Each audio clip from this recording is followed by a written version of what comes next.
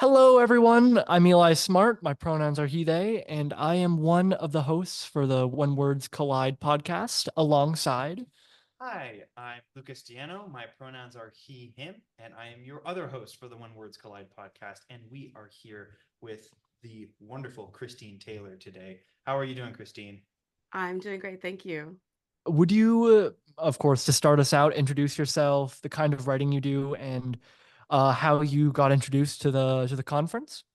I primarily write nonfiction. I spent the last year pretending to be a writer. That would be 2023. In I tried writing memoir. I got a grant to write some memoir. I wrote some nonfiction. I had a friend challenge me to write a rom-com during NaNoWriMo, which I took up. And so I've been trying to actually figure out what kind of writing I'm going to do as I go into move further into the world of writing. And it feels like it's going to be more nonfiction, possibly more essay, and maybe one day a larger piece. And, on that note, actually, one of the most common questions I think people ask both to writers and even non-writers who know anything about the subject, people who want to get into the industry, they want to know, how do you start out? Basically, how the heck does one get going with this sort of thing? And, like you said, pretending to be a writer, and then you turn into an actual writer. You went through that process. Would you have anything to say to someone who's looking to go through their own process and into becoming a writer? For me, it all came down to making writerly choices, is the way I put it, and also just sticking myself out there. I'm the idiot. The worst thing that can happen is I'm still an idiot. The best thing that can happen is that I'm an idiot who has a writing assignment. Um, so it really came down to how does pitching work? I'm not sure. Let me just try this and see what happens. And then things worked surprisingly well.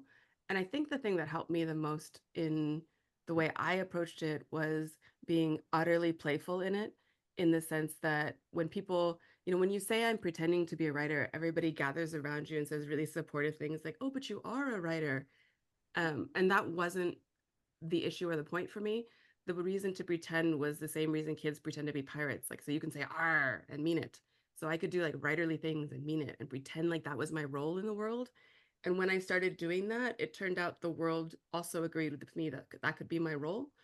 So it's, I don't know if it's solid advice. It's try the things that you're scared to try and know that you're going to fail, and also understand that every once in a while you might succeed, and that's going to outshine every failure.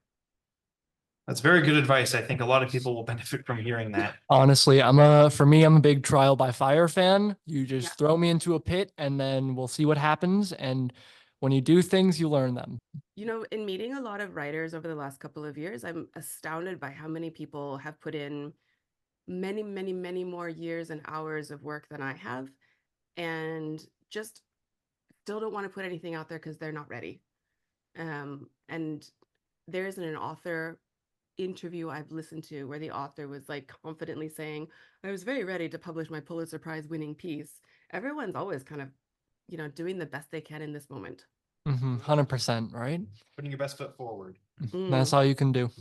When it comes to like you said before about moving into nonfiction and essay writing, uh, at least for at least for me, when I think of stuff like that, of course, politics come to mind, but of course, it's not just that. It can be anything really. And so my question to you is just, how do you believe that writing not only nonfiction but also fiction and any types can help people and the real world, and how you can potentially move things forward with your writing?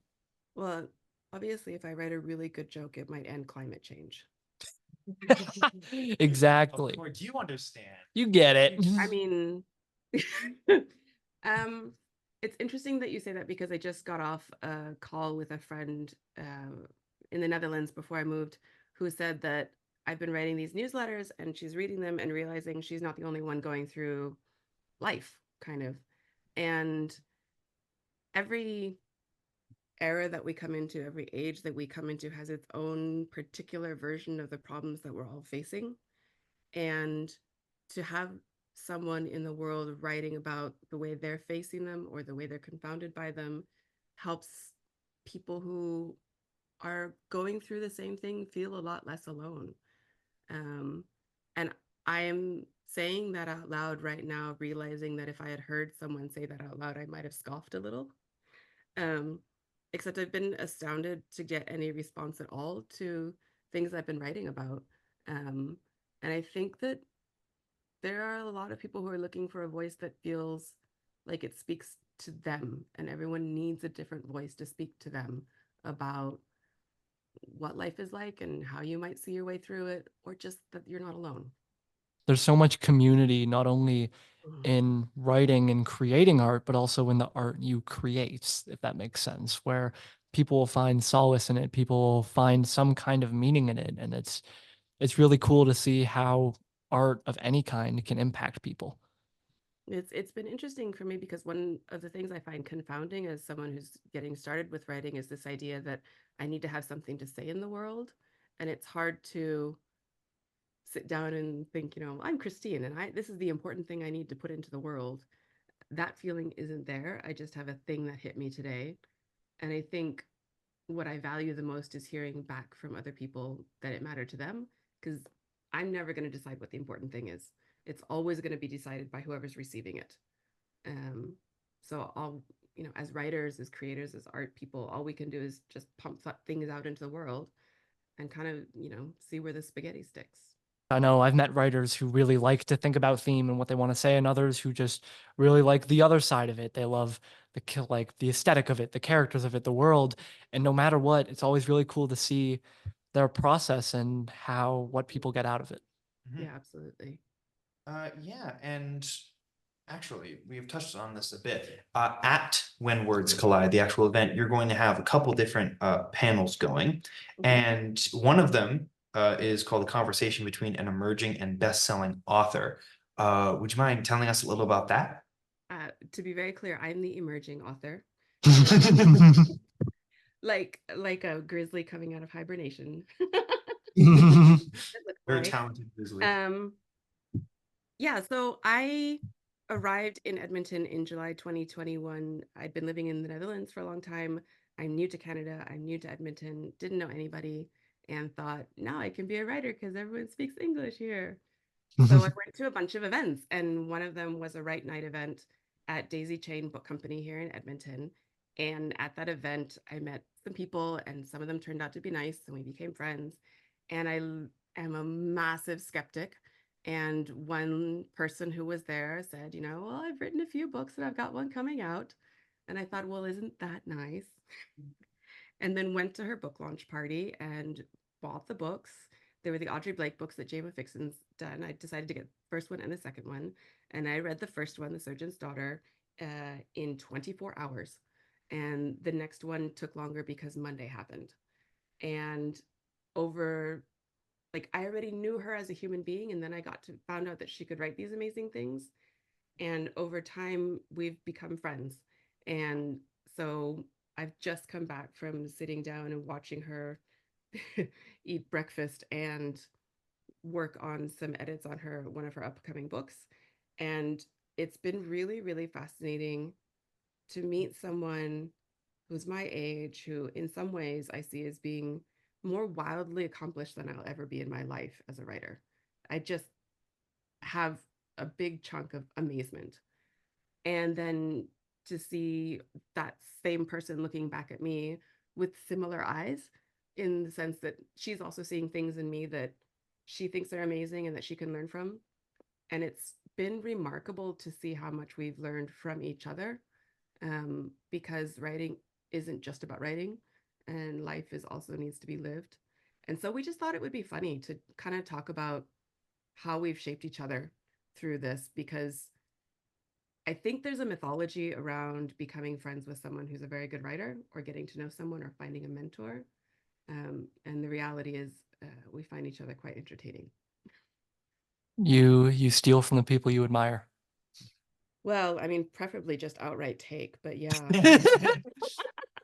100%. But I'm sure, but you make a really good point. You find the people you can relate to, and you can talk with, and you kind of fall in with them, and you make some great stuff together. And on that note, you have another event at When Words Collide, and you had touched on this earlier when we had talked about getting into writing. and you have another panel called "How a Year of Pretending to Be a Writer Turned Me into a Writer," and I'm sure anyone going to that event, it would be very beneficial for anybody who themselves is trying to break into writing, and I'm sure they're going to get some excellent anecdotes about trying to get into the writing industry. Yeah. I mean, it's literally I decided to pretend for a year and did a bunch of stuff I never thought I would do.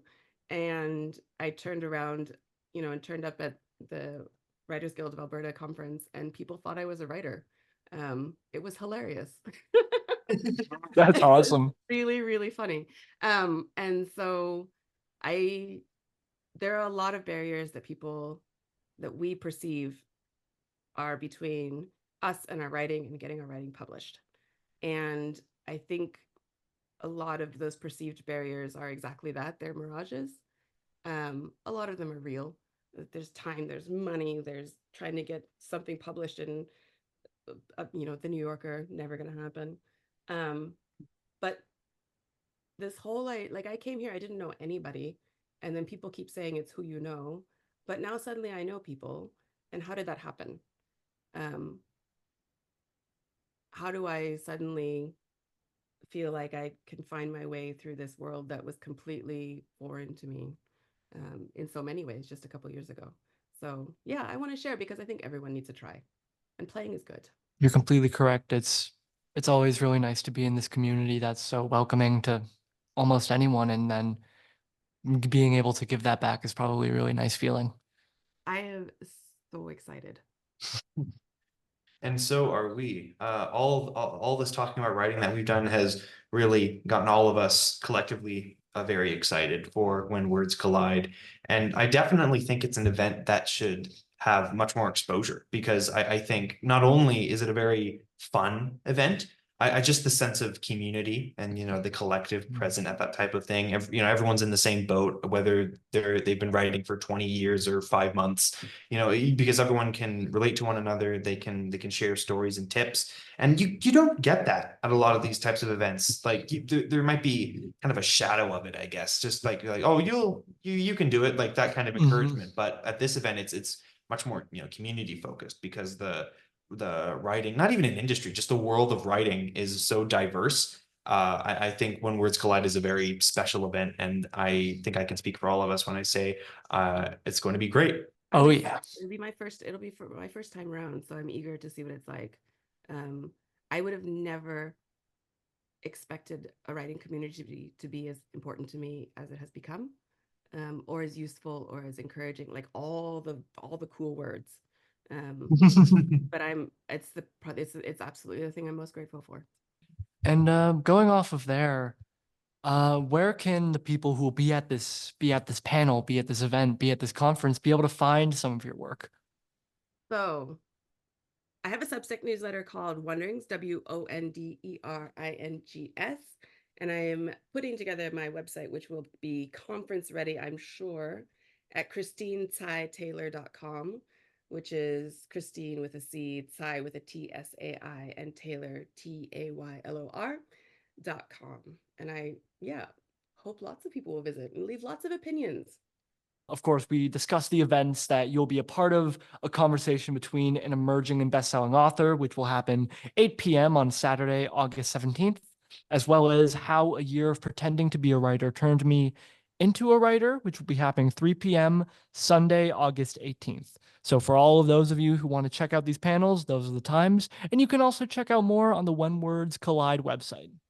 I just want to say I think Christine, I think your story and everything you have to say about writing and getting into being a writer, I think it's very inspiring both to anyone listening and also to myself and anyone else who has had doubts about their writing capabilities over the years. And I think telling these stories and being honest about, like you said, like you lying to yourself too about being a writer before really becoming one. I think it can do a lot of good to kind of step back and look at that kind of development on a wider stage. And I think both your panels and When Words Collide as an event is all about that kind of thing. And I think it's going to be great. And On that note, I'm very, very grateful to be able to speak to you today, and I thank you for coming on. Yeah, thank you so much for coming on and sharing your wisdom with us. Oh, thanks y'all so much for like doing this and telling everybody what's going on. I am so excited to be there and also to meet you in person, faces to names. Well, very Yeah, excited to meet you absolutely. too. Oh, yes. I am. Sorry, there's a bit of audio thing going on. Do more excitement. No, there was one more extra question. It was a silly bonus question, not really related to anything, but it was just a funny thing we wanted to know. And we wanted to ask Christine, how do you like your eggs? Poach soft. Nice. Okay. Very nice. We've been kind of making a tally. We've been talking about all the different eggs. Poached soft, that's a good one. Yeah, poach soft is good. If you're gonna that's a put really them good on rice though, then they should be over hard with a little bit of soy sauce. That does sound Don't good. tempt me. Yeah, honestly, I just had like a really expensive lunch. I can't be doing this again. Darn it. What do you have for Well, lunch? It was a quesadilla. You had an expensive quesadilla? Yeah. How did that even happen? inflation. Inflation. We're seeing $12 sandwiches over here. We're struggling. Bring your loaf of bread to the conference, folks. It's gonna be rough. Yeah. Oh yeah.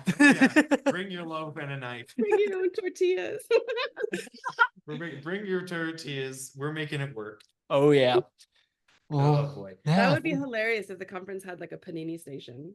that would be It would. maybe next year. That I would be down. if there's like a little hat to put recommendations in, Panini I station. will most certainly bring one. I'll bring the hat. A writer's conversation with paninis, with Paninis. us. Oh my Panini goodness, writers can you conversation. imagine?